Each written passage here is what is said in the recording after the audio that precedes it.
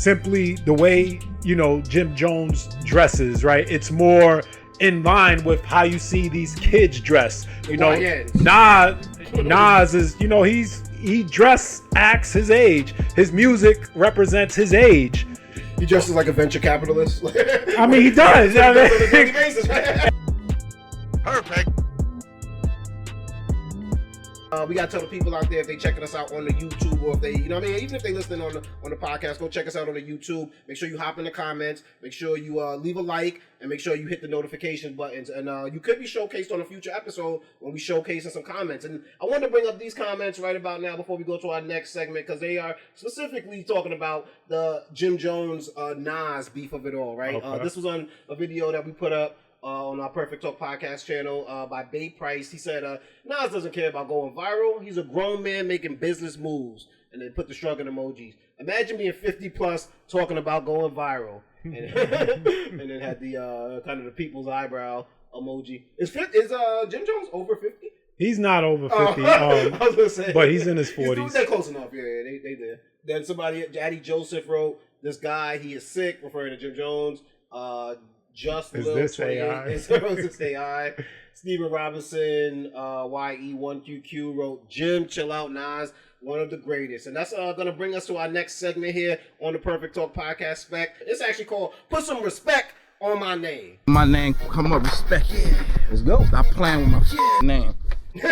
And that's what my dude Spec will let us know if he has respect or speculation towards the topic, man. And you know we gotta go right to this Jim Jones Nas of it all, bro. I gotta know what side are you on, man. And this whole thing, I think, started from what I seen. It started from this video right here.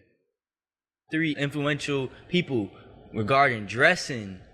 But swag, Jim Jones is top 3. But Nas influenced Jim Jones.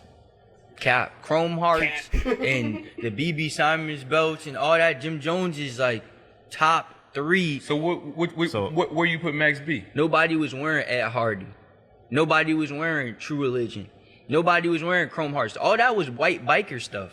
He brought that into the culture. Well, and how old are you, real quick? 23. 23. So Nas first dropped 94, right? So that's a different time period where this is not really even checking for numbers yet. He came in at a period where just checking for the skill of the game. And you're comparing 2 different eras, and I feel like it's a little bit disingenuous. It's the difference between being in the game and being relevant. But Jim Jones is more relevant than Nas. Shout out to the Don't Quote Me podcast. I think that's the name of their podcast. That was the first place I saw this debate happen. I don't know if that's where it started. That's where it originated. But I seen this young man right here. I was like, obviously he might not know what he's talking about in terms of rap legends, but he also is talking his opinion, and I think that is what is the big issue with this all. Everybody has an opinion. They're like assholes. Everybody got one, right? That's the term. But there's a difference between having an opinion and then just talking straight disrespect. And I think what this allowed, I shout out to Jim Jones. I think he's very savvy on what the kids are doing nowadays, what's popping on the internet, what's not. He's like, I'm in the algorithm, let's keep it bubbling. And went on and did a few interviews, spoke to Joe and Jada, spoke to different podcasts about Shannon at Sharp and Ocho, I believe, at one point, just about why this comment isn't ridiculous. I think a lot of people's reaction to this young man was like, oh, he sounds silly, he's young, he doesn't know he's talking about clothing as opposed to lyrics, which I agree with. I think those are 2 different discussions. You can be very influential in the fashion world. I don't know why bringing up that white bikers wore something and now that it's cool that we wear it is a strength in your argument, but to him it is. To that young man it is. I wouldn't bring that up during a hip-hop debate. I'm talking bars. I'm talking... Yeah. But I can see why that's important to him, right? You know what I mean? It's not important to me, but I can see why that might be important to the young man. I can see why people going viral, why he thinks relevancy is more important than legacy. I don't. You know what I'm saying? I'm in that camp. But shout out to Jim Jones. He's allowed to have his own opinion. He's allowed to feel like he is on Nas's level. Whether we believe it or not, I think that Jim Jones, you got to remember, Diplomats blew up heavy from the Nas beef. When Nas goes on Hot 97, Nas goes on Power 105, kind of blows up Power 105 to a bigger radio station just because he's dissing Hot 97 and Summer Jam because they won't allow him. I believe he wanted to hang Jay-Z in effigy, like a dummy of him or whatever. They wouldn't allow him to do that, which rightfully so. That would have been a little wild. this is Cameron, this is Noriega, this is Rockefeller artist, and then that starts a whole war. So you gotta think, if Jim Jones came up in his fame by dissing Nas, he didn't look at Nas as someone to worry about. He looked at him as a David or Goliath, in the sense like David stepped up to Goliath. Goliath had the name, the fame, the size, everything, but David wasn't afraid, and I think that's how Jim Jones, the attitude he had when Dipset started going at Nas. So for him to still have that feeling of maybe Nas isn't a legend, maybe he didn't bump Nas's music, he's allowed to do that. Two, I think it's smart for him to do that. It pumps up the algorithm, it keeps his name out there, maybe it gets some more gigs, maybe it doesn't. But where I don't like it is it kind of feels like disrespect. It's like, well, one, it's also not true. He started bringing the conversation to numbers, and then people pulled the card and found that Nas's numbers are more than his, from Billboard charts to Google searches to, you know what I mean? Any metric you really want to break it down nowadays, Nas is a bigger artist. Address one thing though. Go ahead. Jim Jones has 9 entries in the Billboard 200 with 3 top 10 albums and no number ones, while Nas has 27 entries, 16 top 10 albums, and 6 that have reached number 1 on the Billboard. So you sound silly when you start saying that you have stats to back it up, and you don't. I get having, I don't want to call it hubris, but I guess having confidence in yourself to want to be in the debate, but you got to keep it actual factual. You know what I'm saying? And that's when it starts getting weird. Also, there's nothing wrong with saying, hey, I'm nice, I'm good, I'm dope. That don't mean Nas is corny. That don't mean Nas is whack. I don't have to pump me up by bringing somebody else down. I think we do that too much in hip hop. But where were your whole view on this whole debate? Like when you first heard of it, what's your view on it now? I mean, from Jump Street, I understood what these kids were saying, and I don't disagree with I think most people misinterpreted with what that boy was saying in that video. They took it as the kid is saying that lyrically Jim Jones is nicer than Nas. He didn't say that. I think he did. That's a shorter clip, but I think he does say musically Jim Jones' music is better than Nas's. Well, okay, that's an opinion which you are allowed to have. Like, I like his music style, but overall, I think where he was going with this whole thing is from a relevancy standpoint, and you have to take into account his age because that matters. From these young kids, from a relevancy standpoint, Jim Jones may be more relevant to them than a Nas is. One, simply the way, Jim Jones dresses, right? It's more in line with how you see these kids dress. Nas is, he's old. Nas, he acts his age. His music represents his age. He dresses like a venture capitalist. I mean, he does. And if you listen to his music nowadays, that he puts is grown man music. 20-year-olds ain't trying to listen to grown man music. So I'm not even going to check for Nas music if I'm this age, right? Jim Jones is still, you listen to his music. He talks about clapping. He's still talking, the young nigga shit. Yeah. So if I'm a young dude, I'm gravitate towards that. Like I said, the fashion piece, Jim Jones, he looks and dress like how I dress. I'm a gravitate towards that. So from my perspective, yeah, he is more relevant than Jim Jones. Now, when we just strictly talking bars, there is no conversation. Then once Jim Jones got on the radio and interviews and started talking, he started bringing up numbers. Yeah. Now you just seem like a buffoon. Now you're just talking. So I can't listen to that. But if we want to have a conversation of relevancy to the young people, I'll have that conversation with you and I will give it to you. No problem. From a young person's perspective, yeah, you're going to gravitate towards more of a Jim Jones than you will a Nas. Jim Jones, he's still working with artists and signing artists, and they happen to be young kids. And so he still. Does he sign that drill rapper? Does that guy Bass Swag or whatever? Because I seen him in the video with him. I know he has young people signed. I don't know specifically who. So from that perspective, Jim Jones still has his ears in the street. He's still connected to us, and so that's cool. I have no problem with that. He's still making music, so his ears to the street in terms of you talking about Jim. Yeah. So he's still, even if he wasn't signed an artist, I was saying he's still making music because he's still making like actively, like, you know what I mean. And I will also give you an example of what this looks like. Like back in, I'll say 2008. Mm-hmm. I have recently graduated college. I was in my mid-20s in 2008, I think. I went back home for the summer, and I was hanging around my little brother and his friends. Okay. You know, about a 6-year age gap, right? So while it's not a crazy age gap, it's a gap enough to where they wasn't necessarily rocking with all the artists that I may have still been listening to. You got a fully developed adult brain, as right? To when you were. So we was having a conversation about, you know, who's the top artist, right? And remember, this is 08. So 08, you know, Lil Wayne was hot as shit. You know, it's the Carter 3 was around that time and all of that, and you couldn't tell them nothing. Lil Wayne, greatest rapper, lyricist, everything, all time, hands down, nothing to talk about. Obviously, I didn't tell. Lil Wayne was fire. No, nothing to talk about. But you want to talk about the greatest, the GOAT, the greatest. I wasn't trying to hear that. Jay-Z right? was still making music. Jay-Z, he was still making music heavy at that time. I mean, what are you talking about? And so it's just a difference of opinion. Now, we have to also consider legacy, right?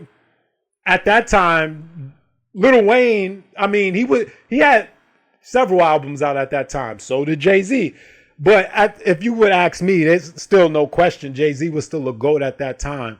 But again, I mean, to certain groups, couldn't tell them nothing about Wayne. Mm-hmm.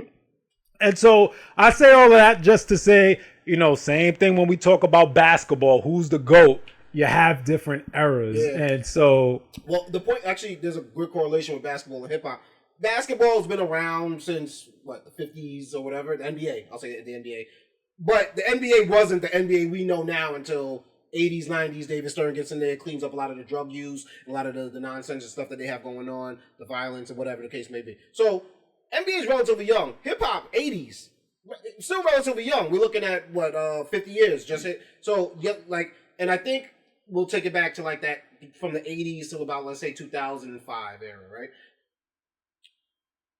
There wasn't this, paying homage to the old school going on. It was kind of like that's played out. You actually you only really supposed to do this for a short time. Yeah, if you old and rapping, you corny. Yeah, but you got to think the art form is so young that it was young people doing it. So I don't think in that time gap we had a separate age groups for music. It was just maybe you listening to Grandmaster Flash, but you still listening to new stuff. Maybe you grew up on that and you still put it on every once in a while. But we were all kind of listening to the same thing. It wasn't.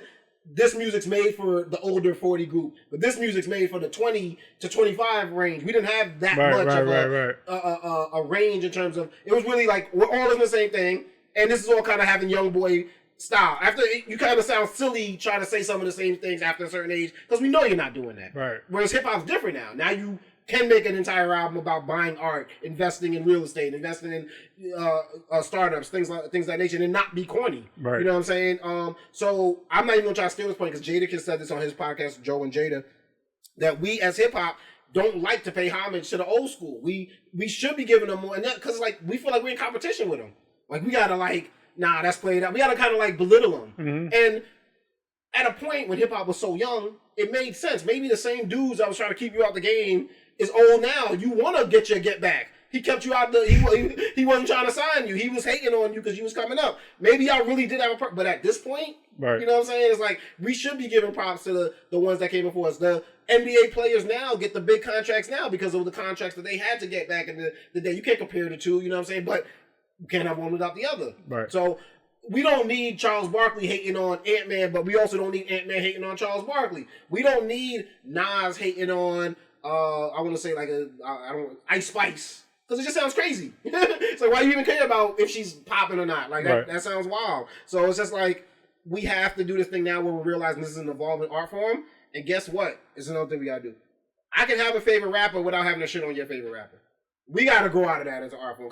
And it's to me, I blame barbershops. I'm being facetious, but I do blame barbershops where I have to win the argument.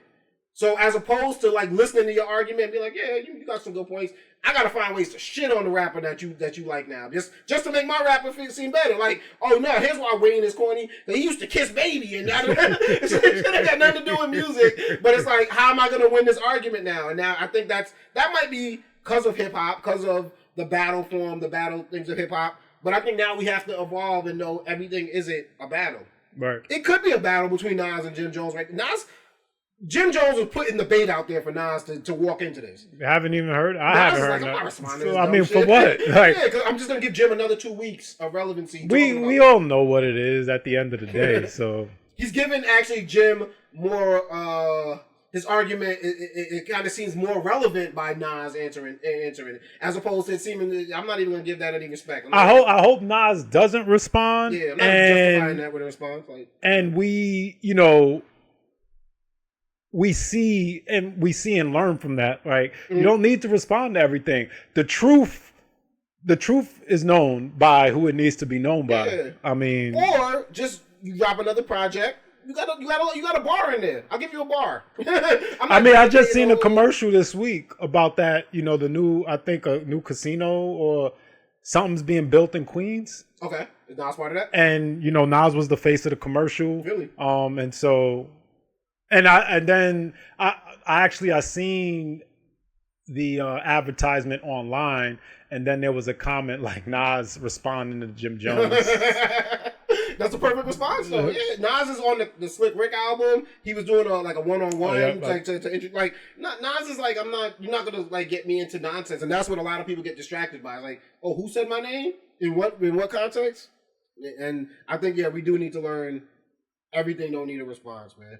I want to get your opinion on real respect or speculation for Jim's opinion on this, or the way Jim's been handling this. Nah, speculation. I mean, once again, we could talk about the relevancy piece. I'll give you that all day because there's nothing to really talk about there. Young people, they damn, what's that word? What? Oh, gravitate. Gravitate towards Jim Jones, and that's cool. As they should. But like, if you want to talk numbers, there's nothing to talk about, and you just sound silly for even trying to compare. I give respect to the confidence because I feel like if you're going to step in an arena that's a competitive arena, you have to come into it with confidence, whether it's sports, music, whatever the case may be. But speculation for the argument because you couldn't back it up with. He says, "No, I got more Billboard entries." He says some crazy. I'm like, what? I didn't even have to look up the number. I'm like, no way in hell, dude. Like, because of the length of the career. Nas you had like one popping album. No way in hell. And Nas is like just literally putting out music like nonstop. And that's the thing, is like it's not like Nas stopped putting out music 10, 20 years. Like, he's still, in the last 5 years, he put out like 4 albums or something. Like what are we talking about? And they were good albums. Like, have the confidence. Boxers have to have confidence. UFC fighters have to have confidence. But then back it up. You know what I'm saying? Come with something, but to say try to play the numbers game, you lost us with that. What's good, y'all? It's your man DJ Playboy, and I'm here with my guy Spec, and we representing for the Perfect Talk Podcast. Make sure y'all like and subscribe, people. And of course, hop in the comments, let us know what you thinking. And go check out the website, www.perfecttalkpodcast.com. All the episodes right there. Yes, sir. Peace.